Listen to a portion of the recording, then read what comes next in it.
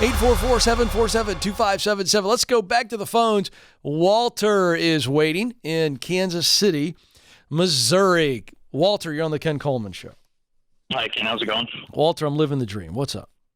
I've been in the maintenance field for about 4 years and recently got a step-up job with all the COVID stuff where I'm responsible for pretty much a whole building with a well-known grocery store. Okay. Am I thinking too fast to think I can move up sooner than 3 to 4 years to like with this job where I don't have a team under me, I don't have an insane amount of responsibility? Where do you want to move?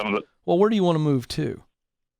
Well, I wanted like a bigger position where maybe I have a team under me, a bigger building.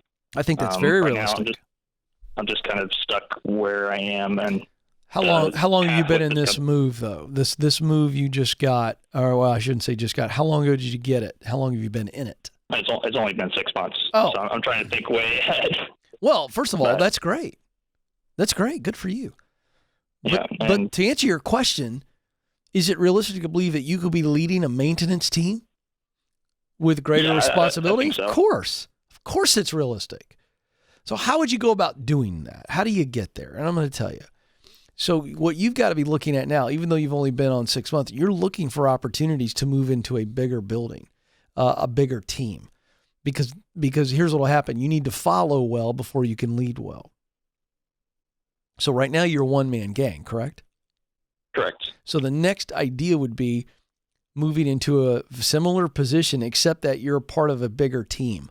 And so you have a leader above you, maybe even a couple of leaders above you. But even if it's just one above you, but it's the same kind of pay, maybe even a little bit more, same kind of work.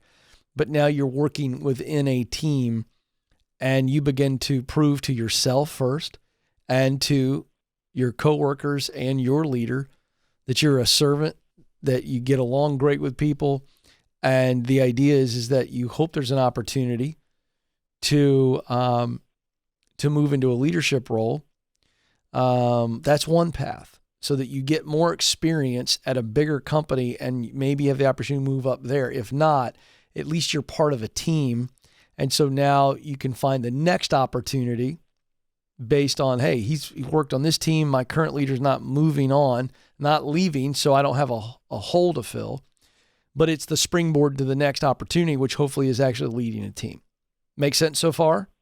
Yeah, and I don't want to throw a wrench in the line of thought either, but the position that I moved up from was actually within a maintenance team, and this is the move that I thought would be the next step up, where instead of being on a team with a direct supervisor in the building, I'm on my own. Right, but the point is you want to lead a team. Yeah. So I'm saying you got to move into a bigger. So I'm giving you one option. Everything I said is still true. I'm just giving you options. The other option is you leave from this role into actually, because you've been on a team before, but what's weird is you got moved up, but you're not leading anybody. You're on your own. So, if you want to convince somebody else that you can lead a team, the good news is you do have that experience being on a team, which I did not know, but so that's helpful information. But the point is that it doesn't change my advice. You either move up into a larger organization that would have a step on the ladder within that company for you to step into as a leader. Make sense? Yeah, it does. That was the first scenario I gave you. The second scenario is you start looking for leadership positions right now. Start looking for maintenance positions where they're looking for a manager who knows how to do the work but also lead a team. And I would tell you you're qualified for that, in my opinion, because you can say, I've been on a team and this is my background.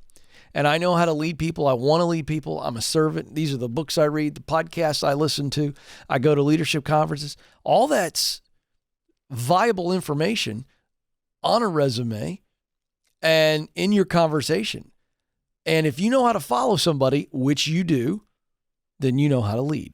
Because leadership is not as tricky as everybody makes it out to be. It's not as complex as everybody makes it out to be. It's pretty simple. It's difficult. Leadership's difficult because it's about serving people. And people are the greatest part of leadership, and people are the suckiest part of leadership. But if you can serve somebody and lead them the way that you wish you would have been led, or lead them in a way that you were led that was a positive thing, you are off and running and you're a good leader. So I'd start looking now for either one of those two possibilities. Yeah, Sound sounds good? great. Yeah, you got this, man. But the answer to your question, I don't think you need to wait 3 or 4 years. I think you could start looking now. But I absolutely believe you can get there. And let me say one other thing. I believe you will get there, Walter. I believe you will get there. And I want you to consume every leadership book you can get your hands on. Start listening to some great leadership podcasts like Entree Leadership.